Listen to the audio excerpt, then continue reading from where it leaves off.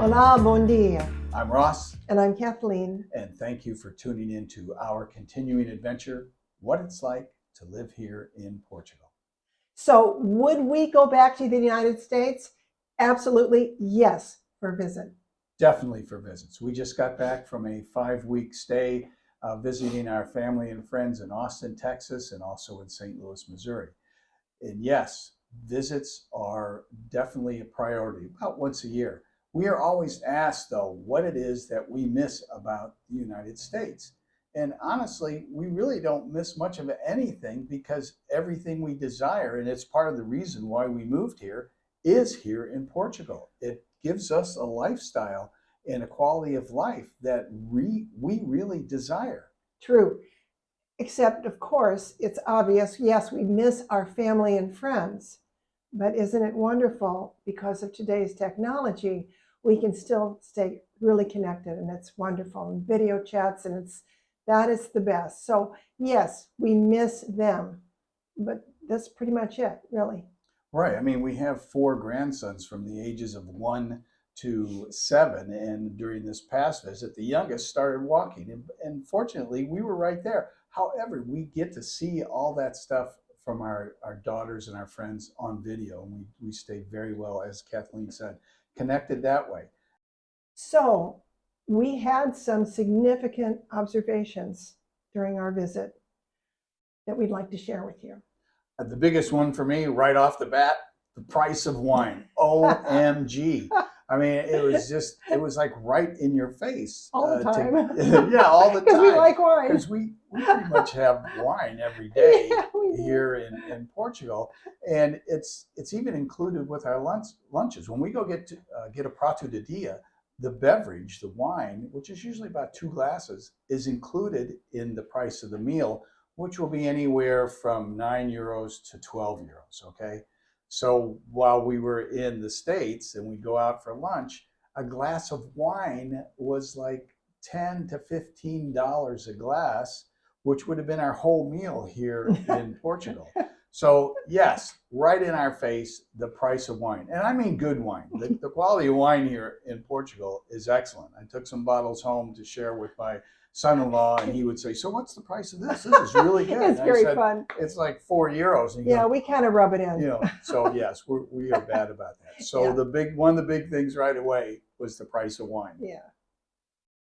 So, a really big thing for me is getting groceries and not being able to walk just down the street to our Pingo Dos. Have to drive everywhere for everything. They still do a lot of pickup, curbside pickup, and all the other things that were in place, and delivery that started to be in place during COVID, and people are still using that, and we were using some of that too.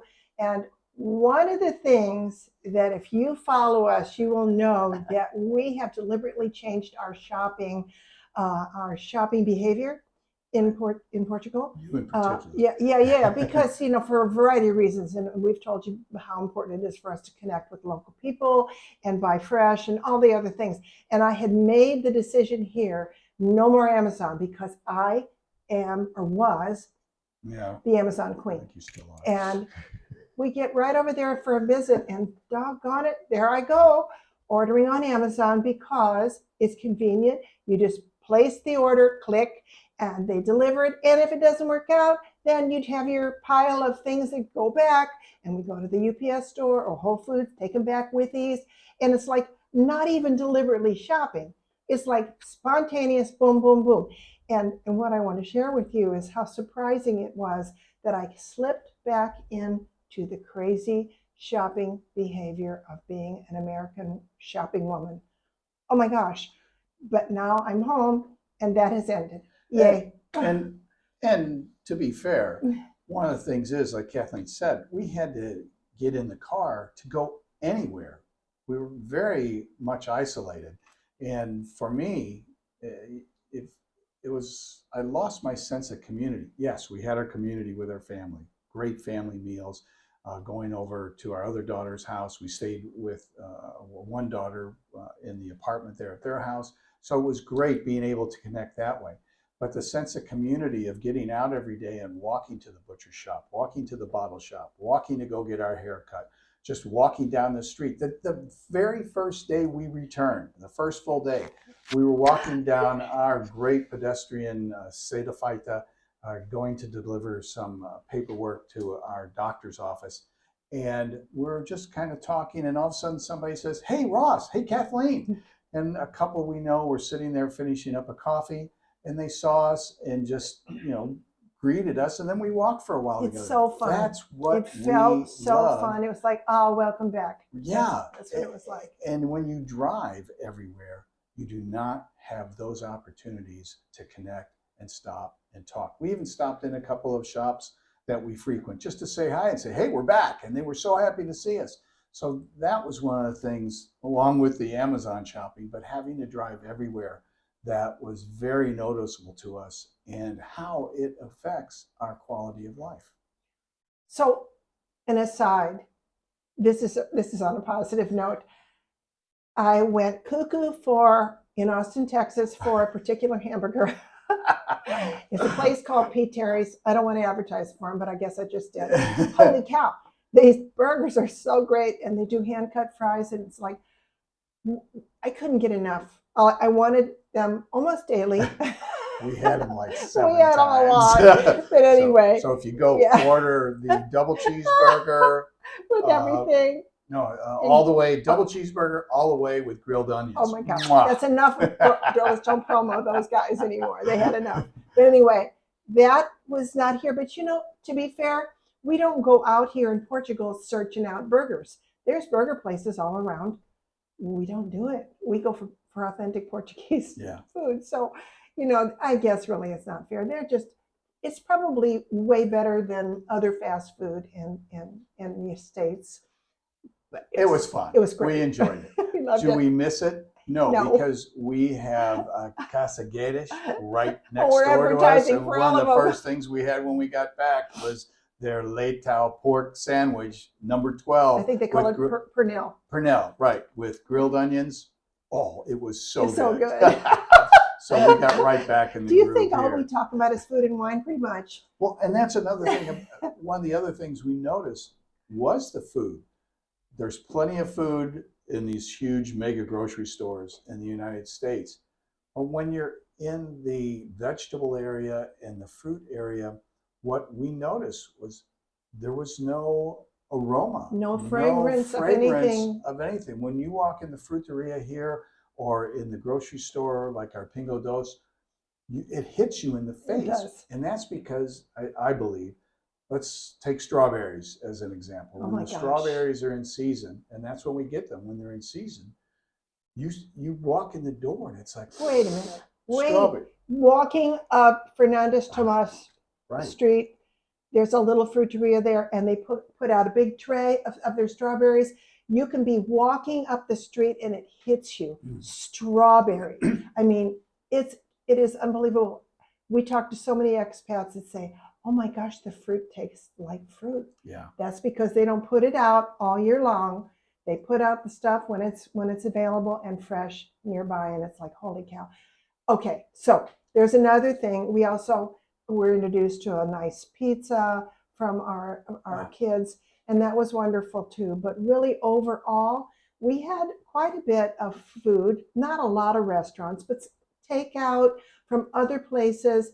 And overall, a lot of it is starting to be tasteless. Yeah, or maybe we're just spoiled. I don't know, but that's one of the things we noticed as well. So it's like the food didn't taste like anything. It just didn't like explode in your mouth with flavor like a lot of the things we have here. And again, like Kathleen said, maybe we're spoiled, or maybe somewhere we're looking for it to be that way because we do enjoy it here so much. Who knows? But immediately that really, in my taste buds, in my mind, stood out, was that the food just didn't seem to have as much flavor as we're used to here in Portugal and Porto. And there's one more thing too about like going out. We have had so many people ask us about how to tip here in Porto, and we have learned that it's a way different thing. We don't need to get into that because we already have gotten into that before in a past video. But it was back in our face again, feeling this expectation of like, I think these people don't make a living, and they're really hoping to get a decent tip. So there's pressure. It's a social But it's pressure. everywhere too. It It's is. not just at dining out. It It's is. like anything you go to, they flip the tablet around, even if they're not really waiting on you. If it's a cafeteria line, you flip the tablet around and it's 15, 20, 30%. So yeah, it's a bit crazy and out of hand, and it just is a reflection of where things are economically for everybody. Yeah. So yeah, it's definitely an issue. Not that Portugal has everybody earns a living wage and can do everything they want. There are definitely issues here as well, but it is a different feel for when you get your receipt with your charge card. There's no place for a gratuity on there. It's already closed out, done, and you've paid your bill. If you want to leave something, you can leave some cash or whatever. But yeah, definitely noticeable with the tipping. Anything else? I think you had something else that we just talked about. Oh yeah, downsizing. You hear us talk all the time about how important it is to downsize and how we've been doing this since like 2010 or 11 when we moved to Portland, Maine and got rid of the farm, how much we got rid of. Well, guess what?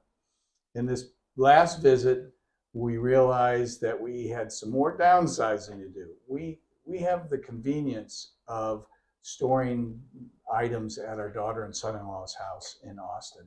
And we had left some furniture there thinking that they would use it. Well, they're not going to.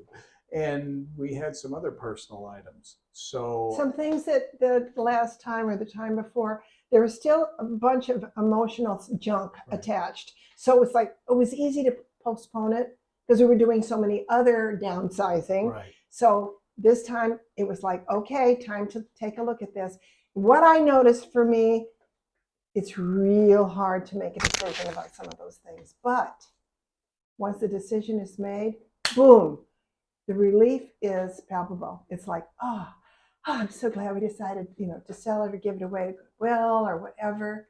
Just such a great feeling. Yes, and a big thank you to our daughter Melanie, because she is the marketplace queen. She listed. I gave her all the descriptions. She put it on there, and things started selling. People came to the house, took them away, and before we knew it, we had a whole bunch of the stuff that we had released. Even things like two of the biggest things for us were our Seth Thomas schoolhouse wall clock that we had for a while. That went to a good family, and I think that's the key piece, watching people have so much fun acquiring these items. And I had a coach horn, English coach horn copper that I had gotten when I was in London back in the 70s. For me, it was the Lane cedar chest. Oh yeah. Which was in such beautiful condition, but could have been updated with paint and new hardware and a new top. I had replaced the top years ago. It was easy to do, but nobody really wanted it. And actually, we would take it here, but we're not going to ship that over here. So somebody's enjoying it right now. So it was great releasing a whole bunch of more stuff and downsizing even more. Do we still have a few items there? We do, but much smaller. They take up less space. Yeah. So if our kids decide to move, it'll be much easier for them to do that. And on our next visit, we probably got a few more things to get rid of. We'll complete. Right. We will complete. So that's pretty much as far as, would we go back to the United States? And as we said, yes, we go back for our yearly visits, and we continue to love living here in Portugal and learn and experience. Learn. Guess what we start on Monday? Our Portuguese language class begins coming up. So you will hear from us if we have lost our marbles trying to learn. But we're doing it. And stay tuned. Yes, stay tuned. I would I think wrap up with the fact that with doing the visits and our families and everything, one of the main things for us is that we talk about, what adventure are you on today? We do not want to put out there that it's not okay to have adventures. No matter how much stuff you have, And no matter where your family lives, it's important for you to be true to yourself and get out there and enjoy life. So, as we always ask when we wrap up, What adventure are you on today?